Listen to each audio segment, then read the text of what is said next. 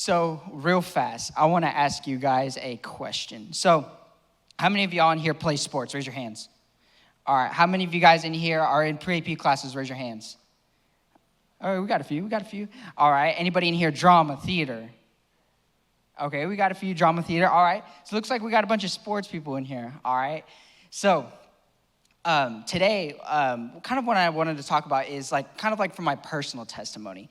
And so I want to talk about how when I was in high school and junior high, man, I was trying to do it all right? I was trying to be in band. I was trying to be in soccer. I was trying to be in pre-AP classes. I was in honor society, right? I was doing all the quote-unquote the right things, right? The pre-AP classes in order to appease my parents, right? Or maybe I was trying to stay in sports so I can make a name for myself, so I can be the best soccer player, right? And get in with the popular kids, right? And with the cool kids, right?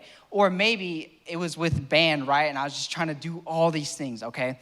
And so this is really important because I was trying to do. Kind of like we all do, right, in life.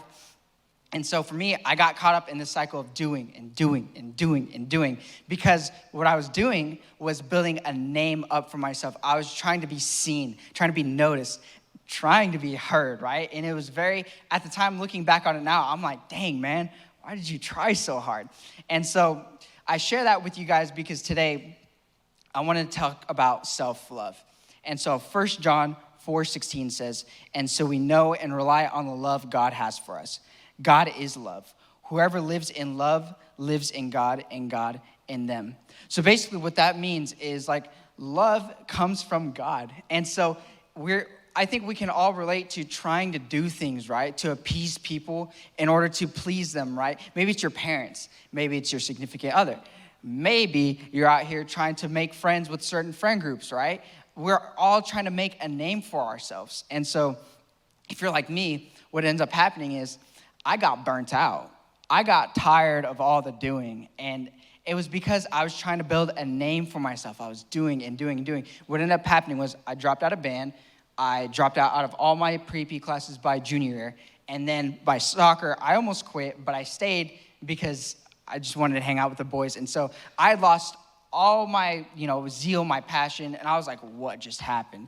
And so I relate 1 John 4:16 to that because it says, and so we know the love God has for us. And so I was doing things for myself rather than doing things for God. And so the answer I had for tonight's question was, loving God is how can we best love ourselves? So how can we love ourselves? And so this comes from, point 1, see yourself as God sees you. And so 1 Genesis 27 says, so God created man in his own image. In the image of God, he created him. Male and female, he created them. And so what this essentially means is that you're a reflection of something greater than yourself. So listen, we can all walk into the mirror. We go into the bathroom. We see ourselves. Some of us are just like, But then some people are just like, oh, I got to avoid the mirror. I don't like what I see sometimes. Everybody has something about themselves that they do not like. Everybody, right? And so I think for me, one of those things that I didn't like about myself when I was younger, man, I hated it. I hated being short so bad. I remember in the 5th grade, I had signed up for a basketball, and it was my first year of doing it. And so it was with my friend James, man. And listen, we were out here. I was like, all right, man, I'm going to be the top scorer. This is going to go insane. But then I get in, and these dudes are all 5'7", 5'8", and I'm like, this is a lot different than I thought it was going to be. And so, long story short, we lose every game. I was not good, so people would pass me the ball. I'd be like, all right, I'm going to do this. So I dribble on somebody, and I shoot, and then, boom, somebody just knocks it out of my hand. And I'm like, okay, that didn't feel too good. And so that happened, and, oh, man, it's just so discouraging. I'm like, man, I literally cannot do anything. Everybody here is so much bigger than me. And so that kind of carried, that insecurity kind of trickled its way into junior high and whatnot. I'm like, dude, why is everybody here so much bigger than me? And so I was so focused on that, I had forgotten, who I was as a person. I was like, oh, God's like, oh, hey, but, you're short, but like you forgot that there are all these other good things about you. I made you. Like, dude, do you not realize like you have these gifts, other gifts, that you have a lot of friends. Like, why are you not tapping into that? And I was like, oh, wait, that's right. And so once I realized like verses like 1 Genesis 27, when you realize who God made you, when you realize that his image is in you and that he is within you, right? You start to realize like, oh, dang, like, no, I'm a child of God. No, he created me with perfection. And so when you hold that truth over your head and you put it into your heart and your mind, right, you start to become more aware of who you are again. And so that gives you the confidence to go and do things despite however you feel about yourself, despite whatever you see when you look in the mirror, despite whatever's going on in your situations or your lives, right? And so, again, let me just say, you are a reflection of something greater. And so, moving on to the second point, self-love is fueled by God's will. So if you turn to John 4:30-34, it says, they came out of the town and made their way toward him. Meanwhile, his disciples urged him, Rabbi, eat something. But he said to them, I have food to eat that you could know nothing about. Then his disciples said to each other, could someone have brought him food? My food, said Jesus, is to do the will of him who sent me and to finish his work. So what this is essentially saying is doing God's will feeds our souls. Again, story time. When I was in high school, in soccer practice, man, we had this thing called Fear Week. Now, all my sports people, how many of you guys have some sort of conditioning week, right, that you just hate, that you look forward to every year, or not look forward to? One, okay. 2, all right. So all soccer was just literally just running. And so they ran us to death, and it was abysmal. And so my genius self had the idea of eating a spicy chicken sandwich from the lunch line. Oh my gosh. And it had French fries in it, and it had chocolate milk, and I ate it all. And I was like, I'll be fine. But then I got to practice. Oh boy, it is not good.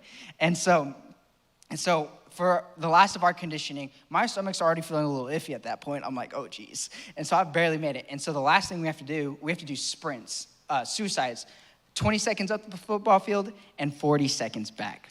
And so I did that. We had to do that 10 times. So I'm running. I'm like, I'm determined. I'm making this time. I do not care what it takes. I'm going to finish. But I get to the 9th lap, and I'm like, my stomach starts churning really bad, like super bad. And I'm like, uh-oh, this is not good.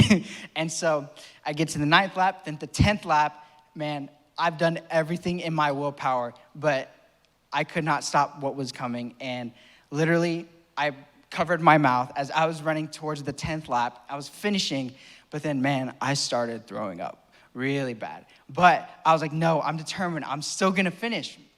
And so the rule with that is you can't like do that on the turf. Like that's just, it's not ethical. It's not good. And so I wanted to be classy, right? So I wanted to move across the turf and into the grass.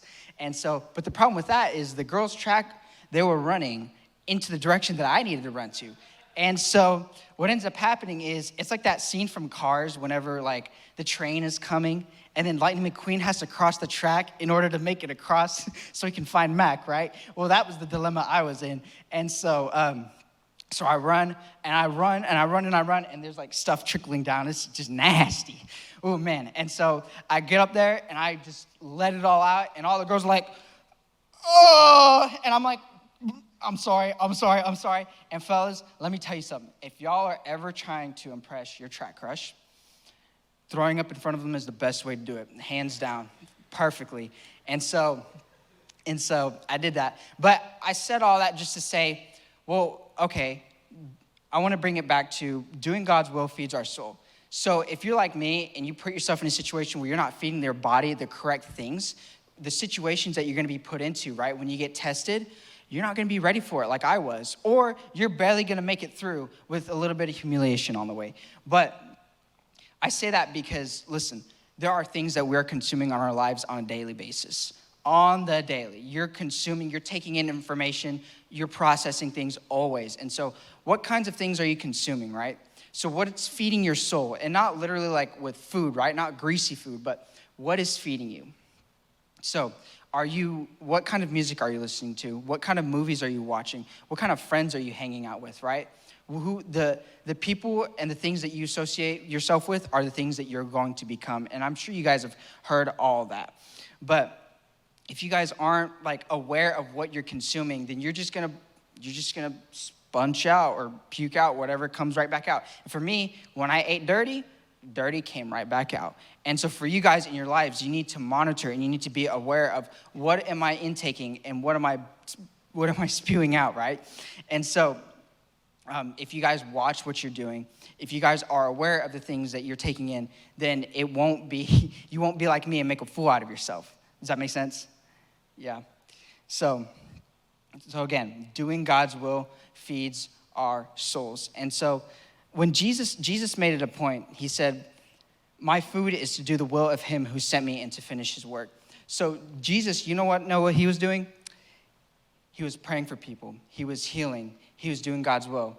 He was reading the word. I mean, he was doing all that, right? And so it enabled him to help people. It enabled him to make a difference in this world. And so I want to tell you guys something. When you're reading the word, when you're praying, when you're doing the will of God, you are actively becoming more and more like Jesus. And so for you guys, it's important to do that. Because if you're like me and you just stuff your life with bad things, with awful things, hanging out with the wrong people, doing all those things, then you're not going to get the results that you want, right? So with that being said, again, doing God's will feeds our soul. And so I want to kind of bring it back to the personal story that I started at the beginning, where my testimony, where I said, listen, I was trying to do all these things to fit in, to be popular, to everything in my willpower, but it all came crumbling down.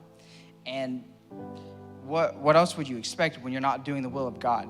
And so for you guys, I think it's important for you guys that you always, everything that you do, that you always do for God, that you're always staying reading, staying praying, staying, close to God. And so how can we love ourselves? See ourselves as God sees us and do the will of the Father. And what is the will of the Father? Read the Bible, pray, and then obey him. And so with that being said, guys, if you guys can do those things, those simple little tasks, then you can go out and you can make a difference. You can go and pray for people. You can go put a smile on people's faces. And those little things, they hold so much weight and so much gravity, and they go a long way. And so those are the things that will fulfill you. These are the things that will give you joy and purpose and fulfillment in life. These are the things that you're looking for. Not the, oh man, like I'm trying to make this person happy, or oh man, I'm trying to fit into this, because it's stressful. Like it's an unnecessary weight, and it only demands more and more and more and more of you, because that's not who God created you to be.